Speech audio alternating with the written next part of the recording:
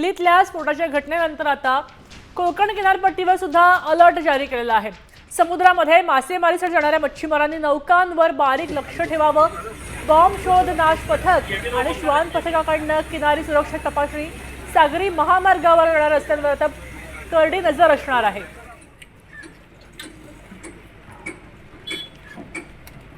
रत्नागिरीतनं आढावा घेतलाय प्रतिनिधी अमोल कलाई यांनी। दिल्लीच्या बॉम्बस्फोटानंतर आता कोकण किनारपट्टीवर देखील हाय अलर्ट जारी करण्यात आलेला आहे। आपण सध्या उभे आहोत रत्नागिरीतल्या मिरकरवाडा बंदराच्या ठिकाणी। हे सर्वात मोठं बंदर आहे आणि बाहेरून देखील या ठिकाणी बोटी येत असतात, त्यामुळे या बंदरामध्ये आलेल्या बोटींची कसून चौकशी या ठिकाणी केली जाते। डॉग स्क्वॉड देखील या ठिकाणी दाखल झालेला आहे, त्याचबरोबर बॉम्ब शोध नाश पथक देखील या ठिकाणी दाखल झालेलं आहे। एकंदरीत पाहिलं तर सागरी व्यवस्था चोख पोलीस बंदोबस्त या ठिकाणी तैनात करण्यात आलेला आहे। आपल्यासोबत पोलीस निरीक्षक पाटील सर आहेत। रत्नागिरी शहरात काल जसा अलर्ट आला त्यावेळेपासूनच शहरात एकंदरीत शहरातील तसेच कोस्टलचे जे लँडिंग पॉईंट, संवेदनशील लँडिंग पॉईंट आहेत, महत्त्वाची बंदरं आहेत, या ठिकाणी सुरक्षा व्यवस्था अत्यंत कडक करण्यात आलेली आहे।